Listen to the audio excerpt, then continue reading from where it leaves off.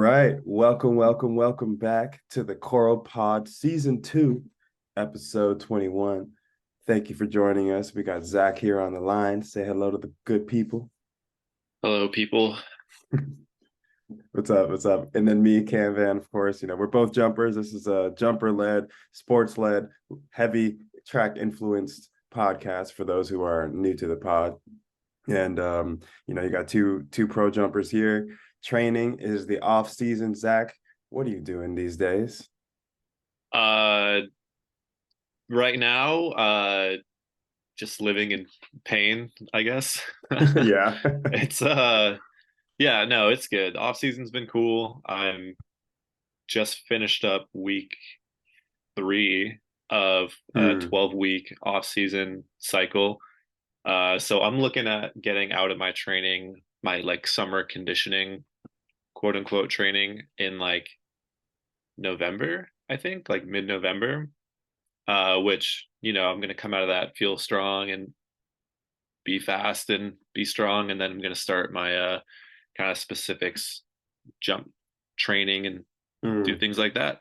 But yeah, as of right now, just doing a lot of like tempo runs, Hmm. keeping it like 60 to 75% if I'm doing like a 300 or a 200. Oh, damn. Just trying to keep like, you know, good form and Yeah, yeah, yeah, just kind of going through it, but everything kind of hurts. yeah. Uh, yeah, it's well, yeah, hurts not injury. That's like the difference. Right. It hurts. It's not an injury kind of a thing. Yeah. That's an important distinction for Oh the yeah, people. Yeah. yeah. Definitely don't train through things if you don't need to. No. Um, yeah, we both learned our lessons. And speaking of like injuries, how's your injury? You hurt your back this past season. How is it feeling? Yeah, it's not 100%, but Damn. there are things I can do to make it better. Mm. I'm still doing like a lot of PT and I'm doing it once a week now instead of 2 times a week. Okay. Just going in, getting some exercises, some drills, kind of things, and then getting some manual work done. And talking to my PT, she suggested that I do during my warm up doing like a plank for Oh. like a minute. Uh, Front plank, side plank, 30 seconds, side plank, 30 seconds, just to wake up, the stabilizing muscles in the spine and like all like the Hmm. little like she kind of went through. She had like a little spine like thing. Yeah, I yeah. don't know what it's called, like the prop demo. I don't know. Sure, And she was sure. saying like, there's all these little muscles that run from vertebrae to vertebrae and across, and like all these little tendons. So doing like a plank can definitely wake those things up. And I started Mm. doing that for this last week of training, uh, or for 2 weeks of training now, and it's felt great. I do those planks. I do like warm up jog, some static stretching. I'll do the planks after my static stretching and then move into some dynamic mobility and dynamic flexibility before getting into like the really fast like sprint drills. Mm, That feels great. Like it's funny, even on I think it was like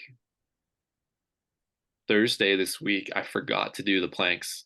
mm. And I was moving through and I was doing like I think like my warm up drills, like my sprint drills, and I was doing some accelerations. I was like, oh man, like I don't feel great. Like, Yeah, okay. feeling my back a little bit. And I was like, I forgot to do my planks today. Dang. Like it was that much of a difference of like, wow, that really Really? does make a impact. So if you do have like, to anyone listening, if you do have some like back issues, I know a disc issue is a little bit more than just like a sore back, but yeah, incorporate some planks into your warm up routine. Oh, Just okay. see how it feels. So it's front, side, back. Just I don't just do a back. No, I you don't don't do a do back back? plank. Okay, you just Just do back. a Okay. front plank, side and side. And it's just like minute front, 30 second side, 30 second side. So you're not getting like a core workout, but you're Right. getting like the activation from it. Ah, interesting. I might And I it might just try that. Hmm. yeah, it just like wakes everything up that you might be missing doing And that like stuff. and that's during your ground package, like warm up stuff, right? Yeah. Yeah, yeah, Mm-hmm. yeah. So like I'll be doing my static stretching after like a couple laps of a warm up. Uh and like static is like a loose term for me. Like I never really like to sit in a stretch. I kind of bounce in Right. and out, kind of flow into it. Hmm. So once I'm done kind of doing that for like hips, hamstring, quad, calves, rolling out my feet, I'll yeah sit in a plank, and I think it's been like a really good change Ah. that I've incorporated into it. It's something I'm going to keep moving forward through this year. Is just Mm. plank to activate and then get after it. I'm gonna try that and see how that works. Because I mean, my back, for the listeners who don't remember, I also had a slip disc last season, unfortunately, like in December. Is when I did it probably. And yeah, like my back is mostly good. Like I don't know if it'll ever be the same, especially because we train so hard and lift so heavy. But like it's mostly good. I stretch it. I like can crack it. I just cracked it. Ooh, feels better. Um, Live cracks. yeah, right. Yeah, like when I wake up, it is a little stiff some days, but use mostly good. But I'm gonna try that just to see if there's any, sensible change. Mm. Also, if there's a sound in the background, that's Lando, my dog. Of course, he always needs to say hello. Um, but anyways, okay, interesting. And you said you rolled out your foot too. You do that during your warm-ups. Yeah, I mean I the closest thing I have to an injury right now Mm. is like my left arch sometimes is just like in a ton of pain. Uh Oh. yeah, it's really strange. Like what shin splints feels like? Like you don't Hmm. really feel it while you're doing something, but like once you like slow down out of a sprint, it really flares up. It's Yeah. kind of like that, where like I On won't your really, arch. yeah, and like it's like the very like it's not really on the underside of my foot. It's like on the top part of my arch on like the inside. I have a Oh, really high arch, so it's like okay. my arch. If you're watching this, I'm kind of demonstrating with my hand. So if you like cup your hand, it's like a very flat C. Hmm. That's kind of like what my arch looks like, and like that first knuckle bone on your finger. There's kind of like Oh, that bone in your foot as well. yeah. It's like right there. Hmm. And I don't know what's going on with it. I'm trying to ice it and ibuprofen, things like that. Hmm. But I find I get a little bit more or a little bit less discomfort when I like lacrosse ball roll out my feet. Mm. Uh, and just doing like, rolling out the arch, trying to just kind of target some areas of it.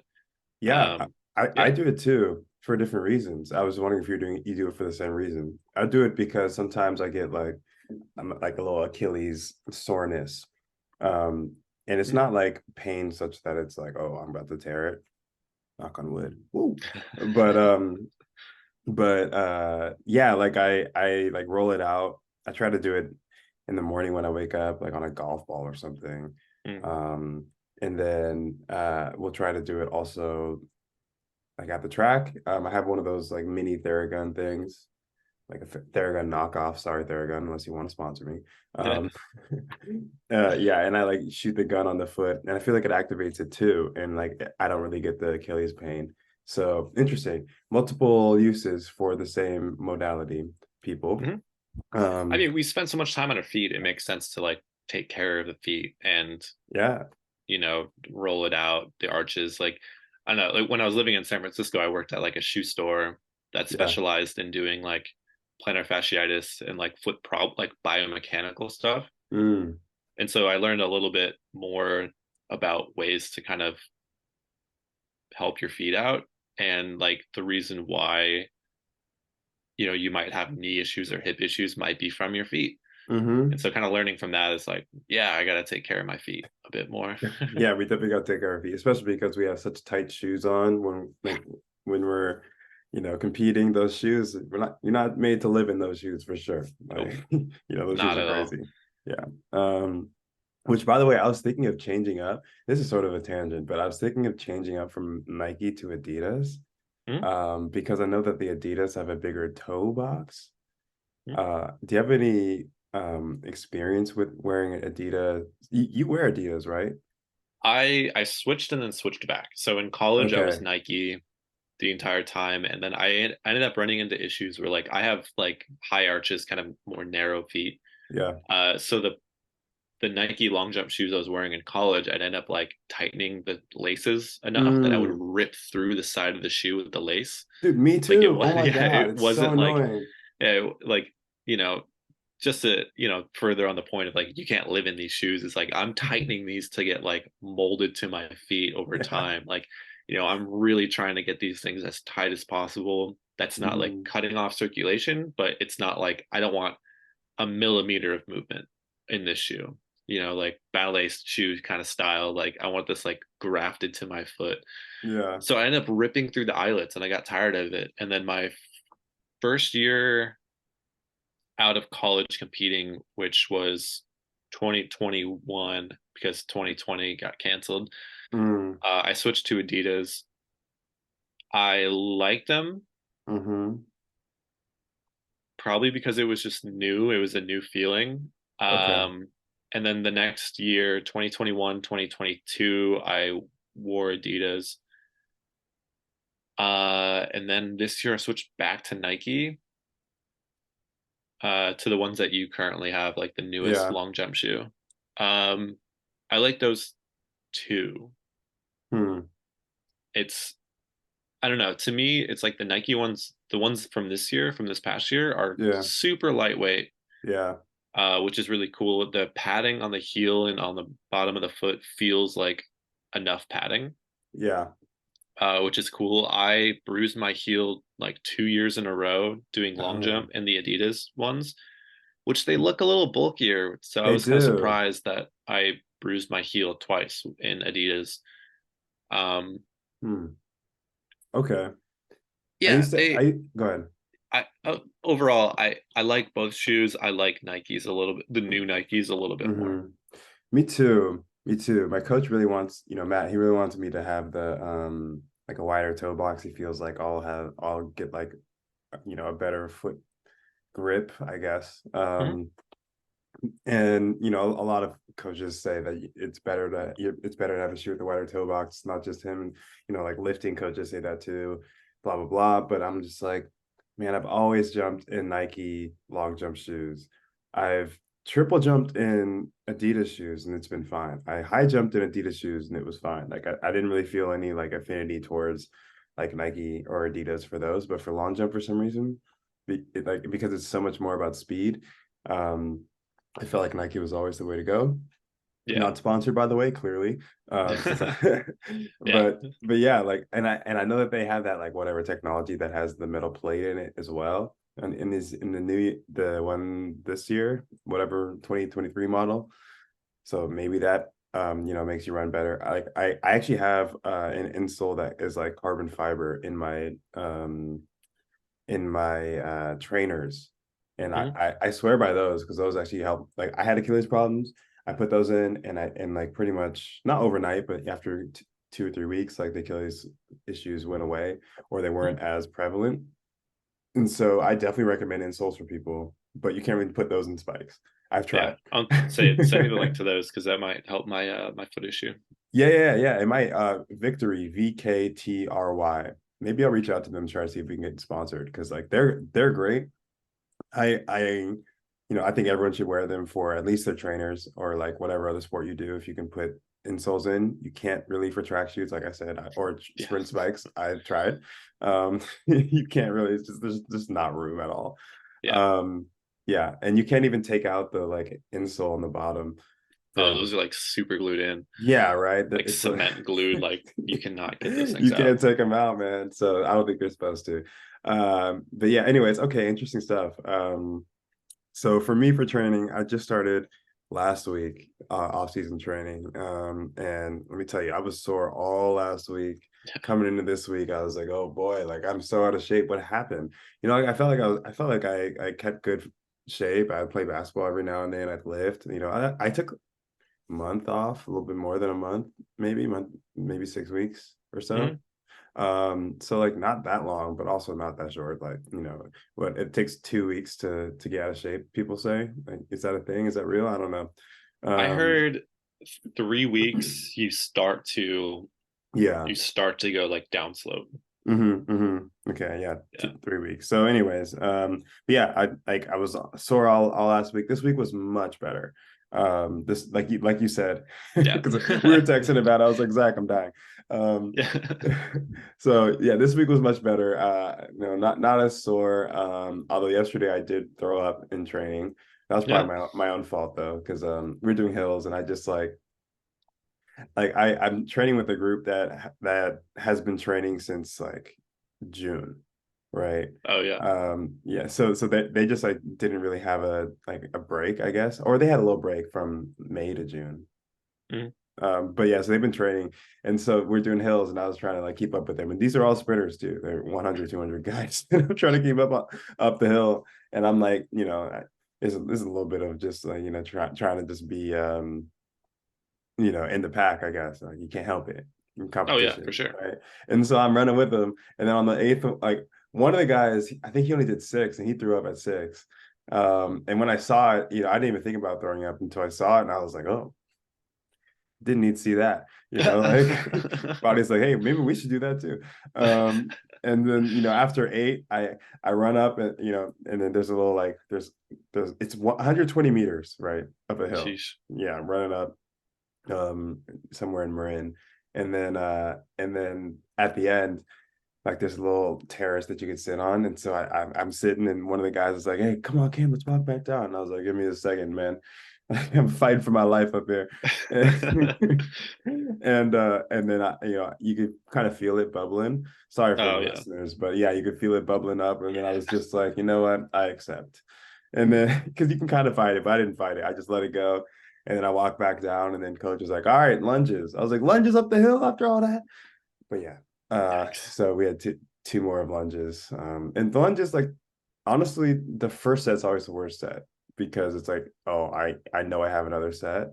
But on the last set, you're just like, it's all just It's just like this is my last set. Like right. I just gotta power through and yeah. Just gotta power through, just gotta push it, Mamba mentality, like all that type of stuff. But I've been saying recently, like, oh, this is the last one before the last one, and that helps actually, like on number Dude, 6 of 8 I do that rationalizing or thing. 7 Like of I 8. had like Mm-hmm. 6 200s the other day at like 75%.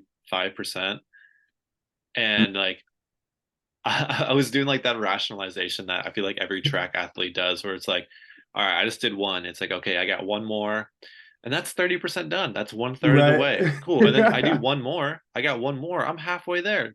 I got one. I do another one after that. That's 4 out of 6. That's 2/3. And then after that it's 5, and then I have one left. All right. So like, And let's you've just only get it. done one, yeah. Yeah. And so I'm already like hyping myself up to be like, it's just I got one more, two more, and then I'm halfway, and then I'm already almost done. And like Right. And going then through like like that weird, yeah. And then like the next one I do, and then I have one left, and then it's just it's easy. downhill after that, Yeah, it's like just easy. and then like if you get like an extra long break at like on the half mark, you're like, and then I might break, which is like break, and then Yeah, I'm fully fresh. You get like yeah, 1 extra minute of rest. yeah. No, I ended up taking a phone call from my mom, and so it ended up giving me like 2 minutes extra rest, and I was Nice, like, nice. now I feel great. I got halfway. Right. I'm like fully recovered now. Like, let's Mhm. get this. Dude, I love it. That's so funny that we all do that. It's so true. Yeah, But yeah, so like my training, I think we're focusing a lot more on drills and stuff, which is really good because this is my first off season that I've actually had not been injured since 2020, honestly. So I've always dang. had something. It was either like, blown up foot, blown up back. I think I like strained probably no, I had a grade 2 quad strain, which the remember I did that at uh Chula Vista, and the training staff was like, "Oh, it's probably a broken femur," and I was like, "How? How?" Well, It's like how? Like, well, I was you're just like, putting that much force down that you bust a femur. That's right. I crazy. was I was like, dude, I really hope not. Holy cow! But it did really hurt. But no, it was a grade 2 strain, thank God. But yeah, so just like all these injuries here and there, and so like I this is my first off season I can really focus on like shoring up the deficiencies that I've had for so long. And so we're doing a lot of hip flexor stuff. We're doing a lot of like positional training, like just drills. Like on Wednesday, I literally did 2 almost 2.5 hours of just drills, and then I ran 60s, you Nice. know. And so I'm just like, bro, like, it's great for sure. Yeah. But man, doing like 4 sets of, mini dribbles, and then 4 sets of like shins and then knees, and then that's one, you do it again, you're like, oh fuck, my CNS is charged up right now, or I should Yeah. say depleted. But yeah, it's all good. But so that's sort of like what my main emphasis and focus is. I'm excited to see, where I can take that. Hopefully, I'll be a lot more technically sound like you. I'd love to be able to Thank you. actually land well with my leg out. That would be amazing. But so that's the goal. And for the people listening, um, it's the off season, so it's a chance for us to focus on things that we don't really get to focus on during the season, because during the season we got to focus on jumping. We got to do jump specific stuff. We got to you can't really be sore because you got a meet this weekend, right? So you train basically till Thursday, and then Friday you rest, and you got to meet on Saturday. Yeah. Yeah. But now we can train all day every day if we wanted to. I mean, we can train Yeah. every day. You can have a hard day every day. You can have 3 heavy lift sessions, in a week, which you just could not do during the season. I mean, like, you could. I wouldn't, but you could. Yeah. You could up to a point, but yeah. Up to a point, Yeah. yeah. I mean, you're just like putting yourself in danger, right? Yeah. And We like if you already don't build that aerobic threshold now, you're not gonna have it during the season. So right. like, You and don't want that's to where, yeah, you don't want that's to start building in January for something, January, it's like we're probably going to be competing in January, realistically, January or February. So like, yeah, hopefully. So we got to be ready by, truthfully, December, so we can start doing jump training specific stuff, maybe even November. mhm, Um, which is probably, yeah, I'll probably start doing like actual pit stuff in November if it yeah, doesn't rain. My God. yeah. This is the last I gotta worry season. about that here too, because this last Oh my winter we got God. so much rain down here in sunny San Diego. But no, yeah, it's like this is the time for, speed, endurance, and strength, Hmm. because you can't build that during the season. Like that's why like in college and as a professional, you start so early. Like you start track season training in August and September, Hmm. because you have to build those thresholds now, because once you translate that to like speed strength in the winter and then just like overall top end speed in the spring, like if you don't have the base now, you can't turn it into those things later on. Like you're kind of, Right. the higher your aerobic threshold is here in the summer and fall, the more you can translate that into just pure power and then into pure speed, versus like if you start down a little bit lower with your Mhm. aerobic threshold, then those things aren't going to equal out as much as you need them to be. Right. Like during the season, you don't really want to be throwing up in practice. No, no, Like that's for the fall. it's That's for for the the summer, and that's fall. for the fall. Yeah. You Yeah, don't really want to do that. You want to be like doing what event specific stuff, technical yeah, stuff. Like you want to be able to do that. But in order to like see if you can hit the position, you got to be able to run down the runway strong, yeah, right? And things like yeah, that. And so anyways, it's a long way of saying the off season is not really off. yeah. It's a lot of work, and sometimes even more work. Because like That's way more work. it's way more work, and I don't really do a whole lot of the stuff that like recovery stuff that I would do during the season. Like I don't do ice baths as much, because there's some new studies that have come out that said that if you ice bath after a competition or a workout and stuff like that, it lowers inflammation, but that inflammation is good for Mm, growing muscles and stuff. But if you need to compete the next day, like you gotta do that. You right, gotta you right. gotta get your body ready, and so it makes sense to ice bath. But if you don't gotta compete, you just got training again, and you don't mind being a little bit sore, You just gotta then you're sit gonna with that lactic acid for as long as possible. yeah, or use heat, right? Use Yeah, heat to try and like bring blood flow there. But icing specifically to reduce inflammation is not what science says to do. Now that's what they say now. Maybe in 5 years they'll be like, actually, we're wrong again, you know. But It's ever changing. Yeah. it really is, and that's Yeah. how it should be. But anyway, Yeah. so yeah, True. so Well, and how many, that. I just want to like wonder, and this would be a question for someone studying stuff. How many Mhm. of these studies are for sprinting and explosive sports? Now that's a How many question. of these studies are being done? Because I feel like most studies, like I read Hmm. this great book called Endure, which is all about the Mm. limits of human endurance, and it was all based around like distance running and other Hmm. endurance related sports. There was nothing in the, I mean, I thought it was a fantastic book. Like you learn a lot about, the body and different systems through that book. Highly recommend. It is by someone named um Alex Hutchinson. Uh, Okay. Definitely, if you're an athlete and if you're a student of the sport and want to learn more about just like the body, definitely recommend. But Mm. there was hardly anything in there about sprinting, which I would have liked to know a little bit more about. What happens to the body in those anaerobic exercises versus aerobic exercises. Right. There was a little bit. I think the chapter on oxygen talked a little bit about anaerobic stuff, which anaerobic for people not in the know is what happens when you sprint. Hmm.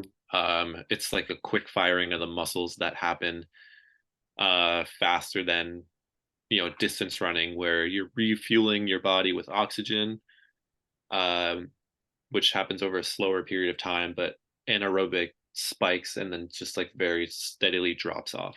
Right. Which is why we've talked about in past podcasts. You can't be a Kobe Bryant in the sport and do 2 or 3 days, 2 or 3 No. practices a day.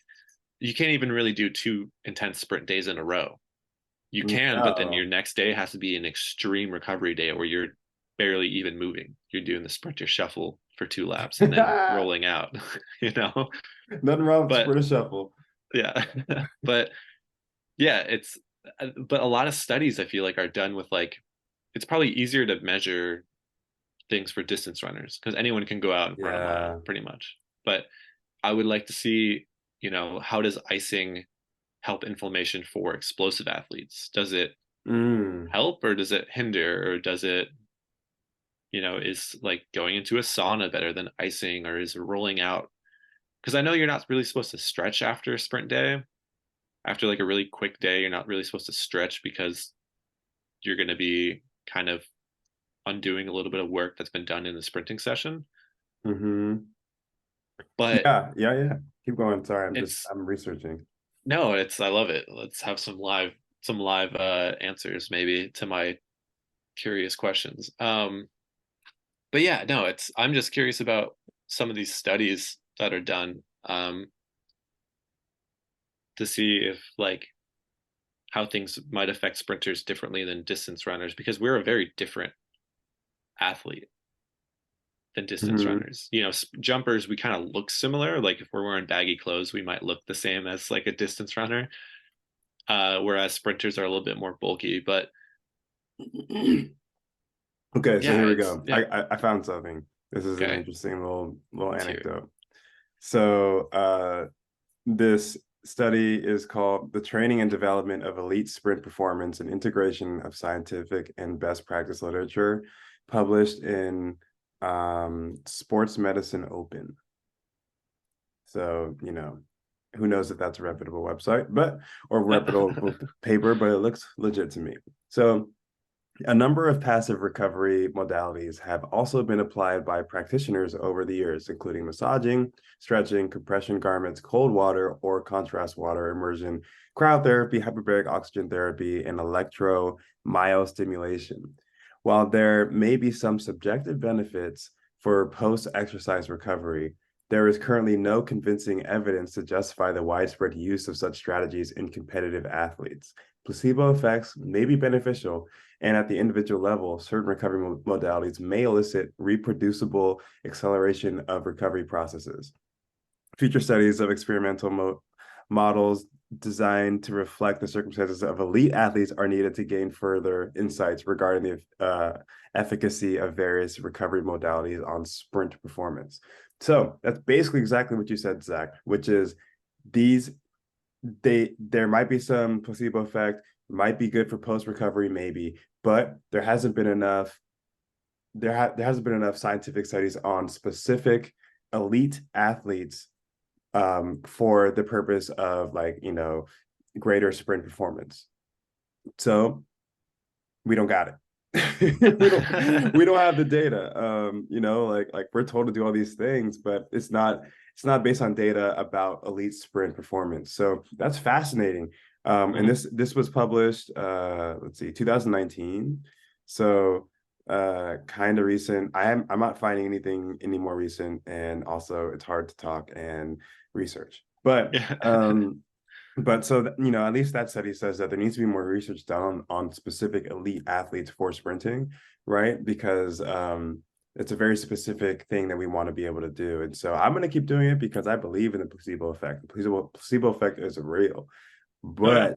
but especially if you believe that what you're about to do is going to help you. And so I always like to say, what I'm doing is going to help me for tomorrow, whether it would or would not, like, whether I'd be fine if I didn't do it. I always think like, oh, like I did all my recovery stuff, I'm good for tomorrow, right? And so like you can even force the placebo effect by like choosing to do something that you think will help. It's kind of funny how our brains work, but yeah, man, like I think that would be really interesting. This is a little plug for who we're gonna interview a bio mechanist on the next talk or the next podcast, and so maybe we'll be able to ask her a little bit about what she knows about the proper recovery stuff, like if she has any insights. That'd be kind of cool. Yeah. And if any listeners have any questions that they want to send us, you can post it either on the YouTube comments, or you can send us a message on our personals or wherever, because we got a bunch of questions to ask. I know you got some, I got some, but if you would like us to ask any questions before we interview her, shoot us our way. Yeah, absolutely. Yeah. If anyone's curious about our experience with stuff and like, Mm-hmm. or just general questions that we might be able to do some research and try to find some answers for, that'd be cool. Because I mean, like I kind of mentioned, like I love being a student of the sport, Mm-hmm. and just constantly learning and evolving. Because the worst thing you can do is just get stuck in your ways of doing things. Man, That's where you stagnate and that's where you fall off, is when you are only saying, this is what I do, this is what I know, and I'm going to only do this. I'm not going to accept any changes. right. And, I'm not going to evolve with the times, kind of a thing. Yeah, and it's funny you say that because I actually feel like this past season I felt kind of stuck. Like I didn't really like I actually had some pretty long, pretty big scratch jumps, but we always do. But I felt like I wasn't really progressing that much until the very end. But part of that was because the season was so short, and part of that was because I just feel like I've been doing the same training stuff, and I needed to mix it up. And I'm definitely mixing it up now. I'm doing like mostly drills, which I hadn't done in a long time. Mm-hmm. Uh, it feels like I'm back to being a freshman in college, learning how to do drills. But Nice. it's good though. Yeah. But truly, like I think my body, yeah, I just needed a new stimulus. I needed to get back to basics, break things down, and really like I needed to mentally be challenged to focus on like a hard drill, right?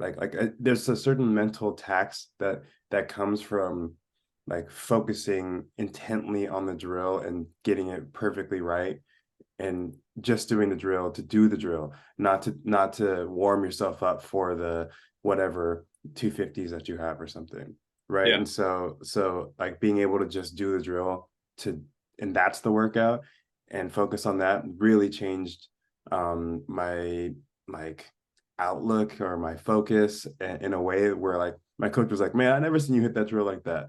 And I was like, Yeah. man, I know I never like focused as much as I realized I needed to, things Absolutely. like that. So Yeah. There's something to be said about uh, benefits from working out and being like mentally engaged the entire time. Like right. it's, I think I was kind of like a fly on the wall at a practice in Chula Vista, and Coach Mm-hmm. Jeremy Fisher there was talking about he was having a couple of his para athletes do this drill where like one of them was balancing on one foot and the other would take a ball, was standing behind their back and throw a ball over their head, and they would have to catch it. And it's like Oh. it's like engaging like the like both halves of the brain at the same time while you're doing something, because like you're physically engaged because you're balancing on one foot, and then all of a sudden you have this stimulus of like, oh, I have to track something that's coming randomly and then try to catch it and then also keep my balance. Mm. And Coach Fisher was explaining this drill, saying like, you know, it like activates both halves of the brain, which uh I think it just kind of like helps you get more out of practice. So there's Hmm. something to be said about being like mentally like very engaged while you're doing something like active Right. like that. For sure. I think for sure. It's really important. And but the problem is it's like you can't just like go back and back. Like you can't just do the drill and then walk back and do it again. You have to sort of do the drill, talk to yourself, talk to your coach, about get some feedback, think about what the feedback was, and then go do it. It's sort of like if you've ever done depth drops, right? You're not supposed to just like do a depth drop jump and then climb back up and do it again. You're supposed to give your CNS like a few seconds, like 15 seconds at least to recover and respond and then go again. I think the like mental focus tax is the same, right? Mm-hmm. You need to like let it breathe, let your body integrate what you just did, and then go. And something that's really helped me be able to do that is I always record trainings just, for personal purposes, for choral purposes, for whatever. But to like watch it right after I do it, take the time to, do the drill once or twice and then look and see what my coach is saying. We talk over the video, then I go do it again. Has proven really helpful. Makes practice longer for sure, but it's really helpful because it makes the practice more fruitful and Yeah. makes you more intentful. Because not only can you hear what your coach is saying, you could feel what your coach is saying, you can see what your coach is saying. You get 3 points as opposed to usually just two at best, Right. right? So Right. so yeah, people record yourself, watch yourself, all that type of stuff. I'm always a proponent of that. Um, at least yeah, personally. So Mhm. Yeah, absolutely. mhm. Yeah, I want to ask you, Yeah. how do you feel about lifting this year? Mm. Mm. I actually for the first time am lifting with my coach. Like I'd been, lifting with Matt. I had been just kind of doing it on my own for a long time because we just didn't have a place where we could do it together really, but now we do. And so we live together and the lifts are longer, I will say. Um I feel like I don't I feel like just knowing that he's there, I feel like I'm also more attentive and not just like getting through the lift. I'm like, you know, doing it for a purpose, stuff like that. And also he's able to sort of throw in things if I say, hey, like my hip flexors feel a little bit weak, and then he'll like throw in activation before the lift. Things like that is really helpful. And I'm also I'm like I we brought it way back, like let's say like I was doing hex bar deadlifts and he was like, all right, start with 45s. I was like, 45 on each side, that's nothing. Like I used to do like 3 or 4, I used to do 4 45s on each side. I'm like, I think I could do a little bit more. He's like, nope, start there and we're going to build you back up, but we're going to do it right. You're going to work on activating your girdle and then like, slow eccentric down and control up, like control pop up and stuff like that. Like, and look at yourself in the mirror when you can, if you can, all this type of stuff. So like really breaking everything down. Front squats, I was doing it with 35s on each side, which is not that much weight either. So Yeah. like, I haven't done this front squat in a long time though. So we're doing like core lifts, but we're really breaking it down, and focusing on like activating the muscle as I'm lifting, Hmm. which is key. Yeah, and so the like to answer, it's a long way to answer your question. I feel really good about what I'm doing. I feel like I'm not just oh, I need to lift, like I need to build muscle. Like it's more focused. I'm more focused in everything that I'm doing this season because this is a big season for us. We got Yeah. indoor worlds, and then we got USA's, and then we got the Olympics in Paris, right? So we got really a lot of opportunity, and we need to, you know, I feel like we have all this potential. At least, so I'll say we, but me.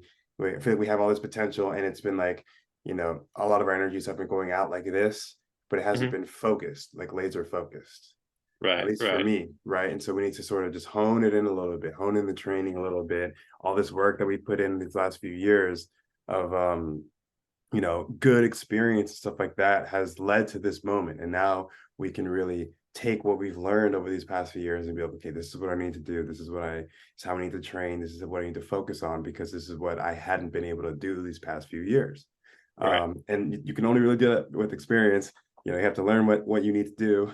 It's hard to know in the time, but specifically for lifting, like a lot of what I'm doing is like glute and hamstring stuff because I mhm, feel like my quads are strong, but I'm a little bit too reliant on them.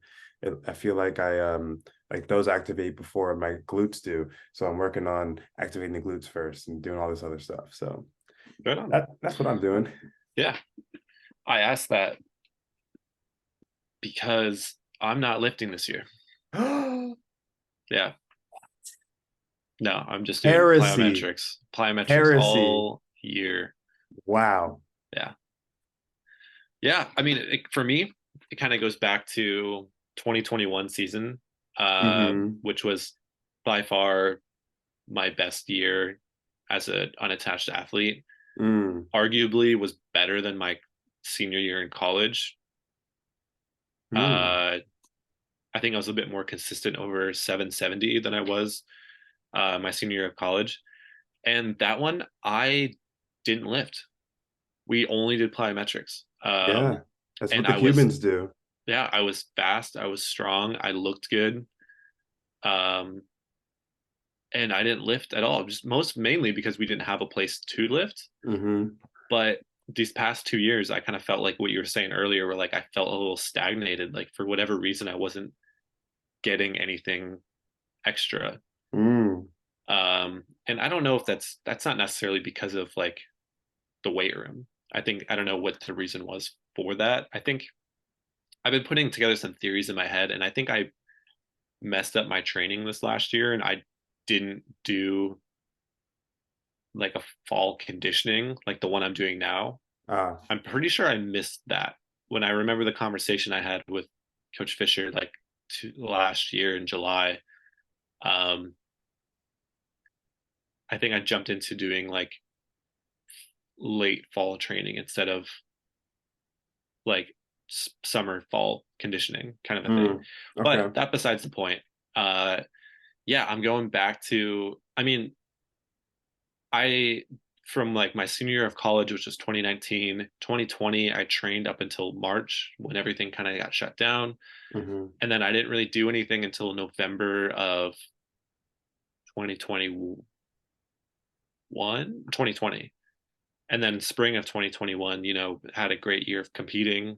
And then I didn't get back into the weight room to actually move weight around until like the next fall. Mm. And all my maxes were about the same. Mm.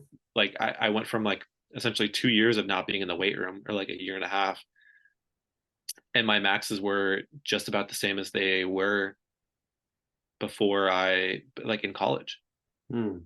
And so clearly, like by not lifting, I wasn't losing anything, but I think I was gaining stuff from doing extra plyometrics. Like, For sure. my foot contacts were better. I was better Yeah. at transitioning my power into the track Mm. instead of Mm-hmm. thinking about, oh, I'm just moving around this heavy weight. I'm squatting, deep squatting 225 for reps, and I feel really good about it. But Mm-hmm. then I'm not putting that into the track by doing plyometrics. I'm not applying that power. I'm sprinting and trying to feel powerful when I'm doing it. But when you're doing plyometrics, you're doing a little bit more of like actively, you can't like go through the motions, right? You have to do plyometrics with a certain percentage of effort into it. It's a max effort thing for sure. Yeah. Like being able to, and you also get like the immediate feedback that you want, right? Like you can go down and up on a squat and you can do it, right? You can go down and struggle up and okay, you did 1 rep, or you can go down and pop up. That is obviously a better rep. Yeah. But when you're doing like let's say a depth drop, into a box jump or something, like you're gonna get immediate feedback as to how good that was because Right. did you Yeah. make the jump and how long was it, and Yeah. how did you feel when you stuck the landing, all the type of stuff, right? Yeah. That's way better feedback. So I feel what you're saying, and Yeah. it's an interesting little we'll have an interesting, what's it called? Experiment of n=2, right? Two of us, where one of us is doing plyos, and one of us is doing hopefully a more focused lift. Hmm. And then we'll be able to see, what the results are. Hopefully we're both, excellent. And so Yeah. it'd be cool to be able to report back to the people. Actually, you can do either, you know, Yeah. because I mean, not everybody wants to lift, or not everybody has access to the right lifting materials, and also people to help you lift correctly and have Right. the eyes on you and stuff like that. It's hard. There's a lot of things that go into lifting, and a lot can go wrong. We both got hurt from it last year. Whereas with This is plyometrics, also part of the reason why I don't really want to lift is like I don't man, want to do anything I that's feel gonna you. like hurt this disc anymore. Like Mm-hmm. I want it to be done, like I want it to be like fully healed, and I don't Yeah, want to do anything that's gonna even like tweak it. man, I'm with you. But I yeah, totally get you. yeah. I'm with it. But yeah, like yes, this would be a really cool experiment. I'm excited to see the results, and I'm excited to see like what that means for you. I think that one, I'm way more likely to get injured than you are doing plyos unless you like trip or something. Yeah, you I'm doing like know? barefoot bounds on grass. You know, a lot Right. things could go wrong. Dude, You know, there's always risk, but I stepped on a bee yesterday. no shit. Yeah. I was like, no. I got Yeah. a little bee sting on my toe, like right on the inside of my big toes, like very Oof. strange place, but it's whatever. But so be careful of that, Yeah. No, for sure. Yeah. Yeah, especially with your I guess you have a high arch, so you might even be able to just cover over it. Just like cup it and then just move on. Yeah, bees like, oh, that was weird. But I'm cool, in a man. cave, and no, I'm not. Right. Uh, What's going on? yeah, no, like whatever we're doing, you know, we're trying to Hmm. train at such a high level that there's risk everywhere. And Hmm. part of it is, you know, we can't get caught up in like, is this gonna hurt? Is this gonna injure me? And so it's best to do things that you feel confident about. And for me, I think that's plyometrics. That's Hmm. all this bounding work I'm gonna be doing and all this stuff is I think it's gonna help me feel pretty confident Hmm. because that's like a huge part of it is like how can I feel the most confident going into this big year? Like you said, Right. this is a big year and like I want to feel good. I want to Confidence hit the is track key. and like I don't want my like knees to hurt and like I don't want my Hmm. shins to hurt. Like I want to step onto a runway and be like I feel great right now. I feel good. Yeah, exactly. Yeah. Exactly. I feel you there. Yeah. Confidence is super key. And real quick, I'm just pulling up the Prefontaine Classic results. It looks like our boy Chris Bernard, he jumped looks like he jumped 1607 today. And he got the fourth place of 5. Will Nice. Clay scratched all of his jumps. So, it's the end of the season. Either he's tired, or maybe he's low key injured, or maybe it was just it wasn't a very windy day, but it looks like a lot of people scratched. So it looked like it was just kind of tough.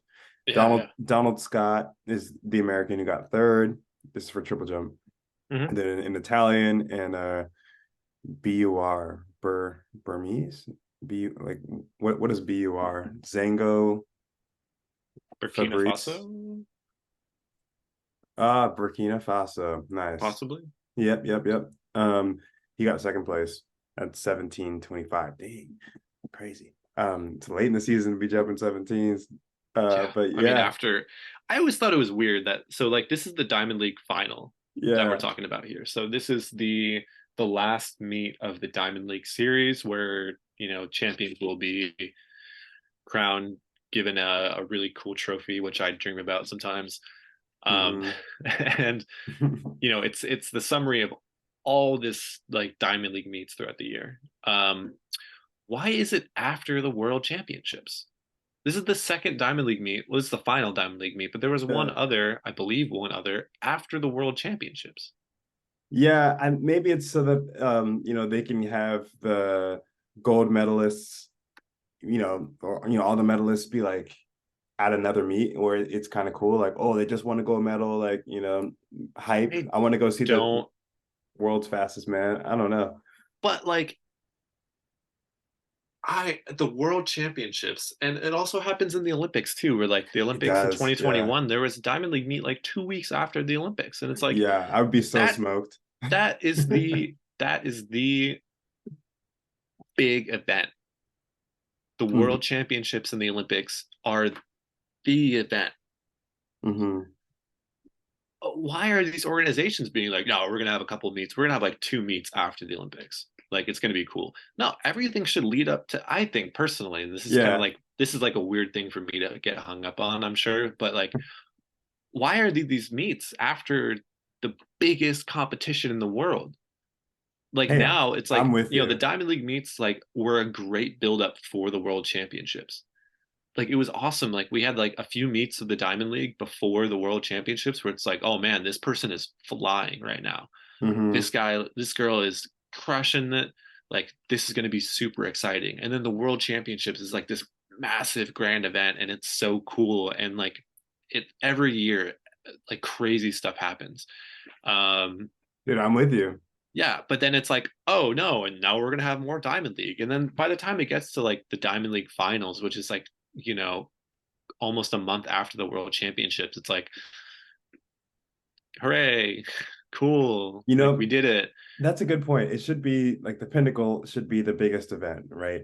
Yeah, That would be like having the like a few games after the Super Bowl. Like, what are we yeah. talking about? It would be like like in soccer terms, I guess it would be like having like the Champions League final, which is like, the European, the Yeah. best teams in Europe, and then like afterwards there's just like, oh, and then we're gonna play, the domestic cup, and we're gonna finish that out 2 weeks after. People be like, People aren't yeah, gonna care. Like, that's a and good to me, point. like this Diamond League final, it's like cool. It's in Eugene. That's awesome. I love Hayward. I love Eugene. That's my hometown. Yeah. Nothing but pride for Eugene and all these athletes. Good for them. This is great. Like, compete your heart out, get your bag. Like, that's Diamond League pays Mm-hmm. out like a lot. Mm-hmm. That's really sick.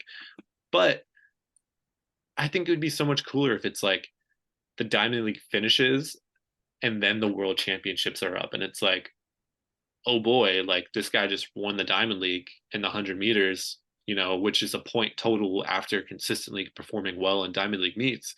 How are they Mm. going to do at the World Championships? Oh, like there was, 400 hurdle women. They were battling every single meet. It came down to the wire, like who's going to win Mm-hmm. in the World Championships. Like that's going to be, I think, like having like a Diamond League final before the World Championships, I think would hype it up, or like before an Olympics, that would hype things up to That like would a hype it up. thousand. Because you have like these Diamond League winners. It's like, are they going to keep their crown? Because like, so like Christian Coleman just beat Noah Lyles in the 100 for like tying his world leading time, and it's like, yeah, Coleman ran really fast. He beat Lyles. He equaled his world lead from the past Diamond League. But where was that the World Championships? Right. And also Noah doesn't even care. Not I mean, I shouldn't say he doesn't care. He wants to win no no, matter what. But he's like, yeah, yo, bro, I got the gold. yeah. Like, so Like I Lyles won. He's the world champion, but like he also just got beat for the Diamond League final. it's Like a it, weird, it's weird. It's a and good like point. time to me doesn't matter because whoever shows up at a world championship shows up, and Mm-hmm. that's important. So I think Lyles obviously winning gold in the 100 and 200 at Worlds was way more significant than Coleman beating him at the Diamond League finals. Mm-hmm. Um, but at the same time, it's like who cares? Like Yeah, I'm sorry, like it's a marketing Coleman issue. ran like fastest time in the world. He equaled his fastest time in the world. Like Yeah. sick. That's awesome. Good for Christian Coleman. Like I'm glad to see he's running super well right now. But like think about if that happened before the World Championships. Yeah. And then it's like, oh, Coleman's running, world leading time right now. He's firing so well. Lyles is clearly a favorite because he's just Lyles at this point. No, Lyles is just an absolute machine. Brand name. Yeah. And then like it comes down to like the world championships. It's like, oh, well, Coleman upset Lyles at the Diamond League final. What's going to happen at the world championships? And then whoever shows up, obviously, and whoever Mm. wins. But I don't know. It's like I have a hard time really The caring too Diamond much League about it. It's like would need to push everything back though, right? So when's the yeah, first Diamond League meet? Is it it's really early. They're really I want to say really they start in like April? let's see if I have service. Uh June. Diamond. I'm looking. Really? Oh no. I mean there is a June meet, but I'm not sure. But while you look up that, I will say that the long jump is going on right now. Ooh, And the Gale to Jay AJ Gill. Gale and Simon Ehammer from Sweden. Yeah. Yeah, he's He, the deck that can jump like 840, which is just dude, yeah, insane. his personal best is 842 or 845. Yeah. They both jumped 822 today, and so Nice. they're 1 and 2. Simon's is one right now. There's one more jump. Looks as though uh our boys Will Williams and Jerry Lawson, they're in 5th and 6th place. Jerry Lawson has 8.02. Will Williams has 7.99. They both have one more jump. Last place just jumped, so he'll be in last place. He jumped 7:27 for his best. Um, who maybe he didn't, maybe he wasn't finding the board. Maybe he's low key injured because his personal best is 8:22, and his first jump. This is a Laquan Nairn from the Bahamas. Oh yeah, He he's good. jumps. Yeah, for sure. He jumped 7:24, then 5:90, then 5:43. Those are Those are probably just pop-ups. yeah, just a Those are pop like up. those are He pop-ups. ran through. He probably should have turned around and walked through, but whatever. Now you Um, only get 30 seconds. It's hard to reset, it is hard. No, go back. what I mean is like, you can like Oh, step back scratch onto it. the track. Yeah, Yeah, that's what I would have yeah. done, but whatever. Yeah. Yeah, who knows? So yeah, and he just scratched. Will Williams just scratched too. There's a lot of huh. It's not very windy, so I don't know. Eugene is a weird track to jump on. Mhm. It's sometimes it's fast, sometimes it's not. It's like it's a strange. It's strange. Yeah. Like the Okay. weather. It could be really hot there too. So who knows if people are just like getting really loose from the heat. Mm. But the first Diamond League meet is May 5th this year, or it Oh, was damn. May So 5th. they So would it have to starts do it in, in April. well, I mean, that or they have 1, 2, 3, 4, 5, 6, They have 12, right? 13, 14. 14. They have 14. I mean, maybe they're all like pretty much like a week or 10 days after each other, some 15 days. One of them is like 2 days after. And then Well, obviously like between London and or no, sorry, between London and Zurich, which was the 23rd of July to the 31st of August. There were four Diamond League meets after World Championships. hmm, So like after London, there was the World Championships in like mid-August, mhm. and then Zurich, uh, Xiamen, China, Xiamen, Xianem. Men. How do you Xiamen. pronounce that? Xiamen. Xiamen, China, Mhm. Brussels, and then now Eugene, which is the finals. Maybe just drop one of those and then move everything back, or like, I don't know. I mean, maybe it's like a But victory lap, the thing but is, they still, don't like, have every event, right? In every yeah, single Diamond yeah, League. And so it's not like I don't think you even need to drop one, just move it back. yeah, Because it's not like they'll have long jump at every event. sure, So maybe the final is the only one where they have all of them. But anyways, yeah. it's a long But way of it's saying just that they like, have a marketing issue. but you just the know, Diamond League happening after the World Championships, it's just right? like, oh my gosh, it just gets under my skin. Don't make no sense, Weird. Diamond League. Don't make no sense. But anyways, yes, it looks like Jaron Lawson and Will Williams both scratched their last jump. So they will be in fifth and sixth place respectively. So good job to them for making it that long. Right on. I hope that they got the points they needed to get the money that they needed. Get that bag, fellas. Yeah, any more updates for you, Zach, before we sign off? No, besides I promised this year, I don't know, Scout honor, or I don't know, I was in a Boy Scout. I promised this year to post more on Coro. Love it. I've said that a few times, but like I my page I know on Coro is a bit lacking for content, mostly because I am just rushing around doing a million things in a day. And when I practice, I just want to shut everything out in practice. Yeah. But I am going to schedule some content, get some more stuff on Coro, and hopefully entertain y'all with some content, and hopefully show some good stuff and pointers on how to get fitter, faster, stronger, Yeah. jump farther, jump higher. Yeah, and a lot of that's probably going to be through my plyometrics. Is I'm a big proponent of plyometrics. I do it because I like them.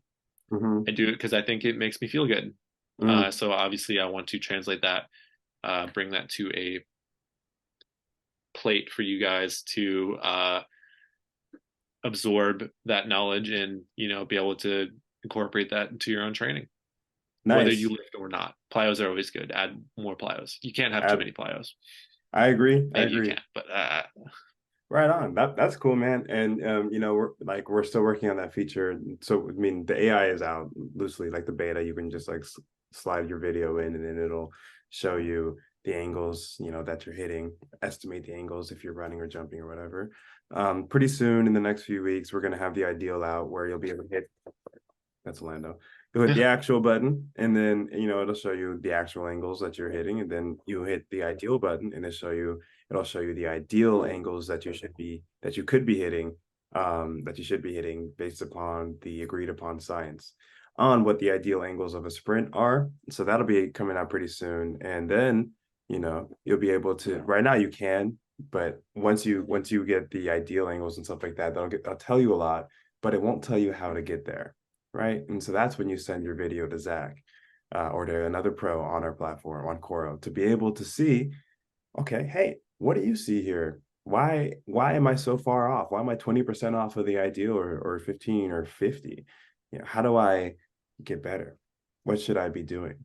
And then that's when the pro can say, oh, well, you need to work on your ground contact. You have a dangling foot. Oh, well, you need to, be a little bit more upright. Your hips are over rotated. Whatever it is, you're tipping your bucket. The pro can help you get there. And so that's the plug for Coro. I'm really excited because we'll be combining artificial intelligence with human intelligence, right? Because it's that synergy that's going to create the best athletes in the world, I believe, and help uplift everybody. And doing so will help your favorite pro to continue to train and do what they do. And that pro will share their hard-earned knowledge with everybody. And so we'll do that. And I said a cool idea, Zach. Maybe one of these podcasts we can do like since we're doing a video one, we can do like a video analyses of our jumps, and we can break them down and sort of talk about what we see on each other's jumps, right? I can share screen, and then we can go through the jumps and see what we see, and that would be kind of a cool one, just to show people like the value in it, and what a video analysis breakdown really even looks like. Yeah, no, absolutely. I think that would be super cool. That'd be really interactive and fun. Yeah, and it would be good. It'd be good. Yeah. And also we have this cool feature. I don't know. Well, we're working on it, but hopefully pretty soon we'll be able to show like the estimated average force for each foot contact through AI, of course. But that'll be kind of fun too. So you can kind of see like, what's my average force, right? And like, is it going up or down? And stuff like that. And so we're always looking for ways to chop up videos. So if anyone has any type of metrics that they'd like to see, that they want to know about their run or jump, message us, and then we can sort of put that into the equation, and pop it out and get that specifically for you since you asked. So yeah, but for now, just keep listening. We're gonna have a really cool podcast coming up very soon with with a biomechanist. I can never say that word. But really excited about that, and excited to keep doing this pod with you, Zach, and we'll be a little bit more consistent now that we are no longer in the off season. We're just in the off season. So Yeah, no more shenanigans. We are back to business. we're Uh, back. yeah, yeah. We had over a month break from the pod, but we're back, season 2. Uh, yeah, no, it's gonna be good. It's gonna be great. It's gonna be a Mm-hmm. fun year of training. It's gonna be a fun year of podcast. It's gonna be a fun year of competition. It's gonna be a fun year of sport, I think. As of Right, today, track and field, like on a professional level, is ending for the year, which man. is crazy to think about. But Still hung up on yeah, it. we are just getting going. So we are gonna, hopefully rise to that occasion, and then hopefully get you some podcasts from the Diamond League Tour this next year. That's right. That's Yep. right. If not then, at least Paris. Hey, hey. Yeah. So, we appreciate everyone who's listened this far, and we will catch you next time. Peace.